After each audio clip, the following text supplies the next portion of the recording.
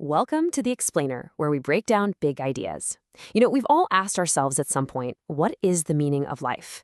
But what if that's kind of the wrong question?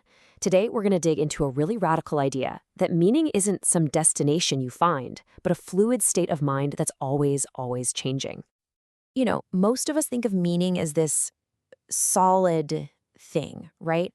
Something we're supposed to search for and hopefully one day discover, like some hidden treasure you're supposed to go out and find.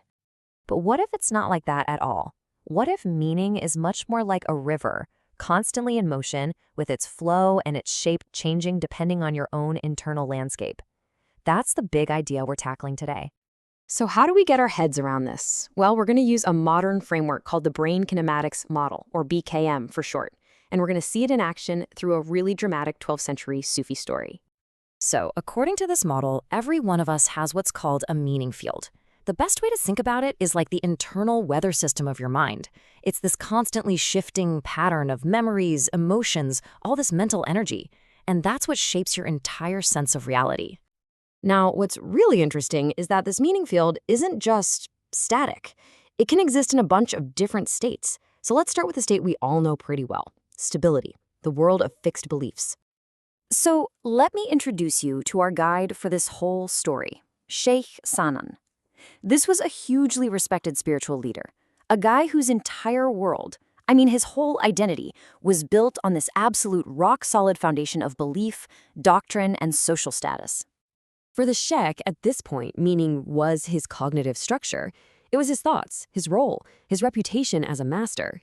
His reality was orderly, predictable. And this is what the BMKM calls the conceptual phase. It's when your ideas and beliefs basically build the walls of your reality. So, what happens when that perfectly stable, predictable world just gets completely shattered by something you could never, ever see coming?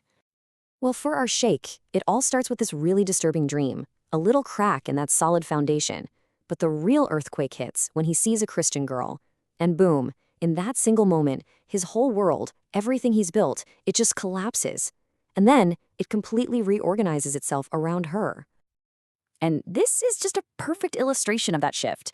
He flips from that stable, logical, cognitive state to a purely emotional one.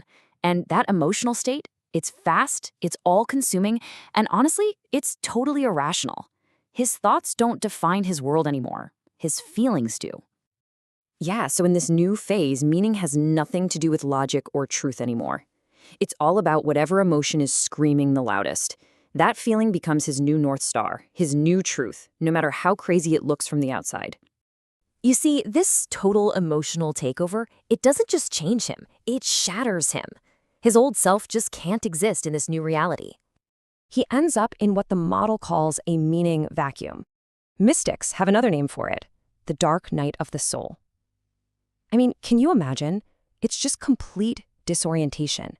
His old self is gone, but there's nothing new to replace it yet.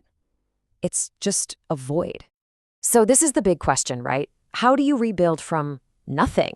When your entire world has dissolved, where does new meaning even come from?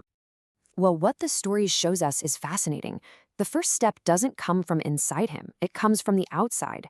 The constant, steady presence of his loyal friend acts like an anchor. It helps restabilize his mind, basically restoring some kind of order through that human connection.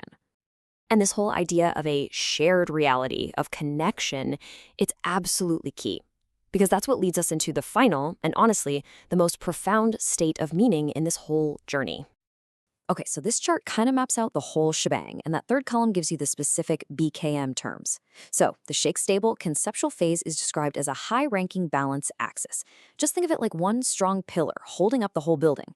Then that emotional phase, they call that high-amplitude attractor dominance. That's a mouthful, but it's basically like one super powerful emotion becomes a black hole sucking everything else into it.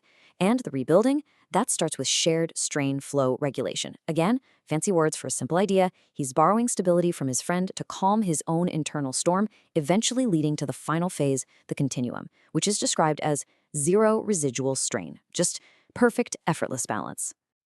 So in the end, this story concludes with this incredible union.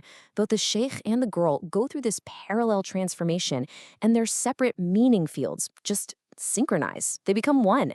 And it's not about losing yourself, it's about expanding yourself. Their meaning is no longer personal. It's part of this boundless, shared reality. So what's the big takeaway here? Meaning is not some static trophy you find, it's a dynamic equilibrium.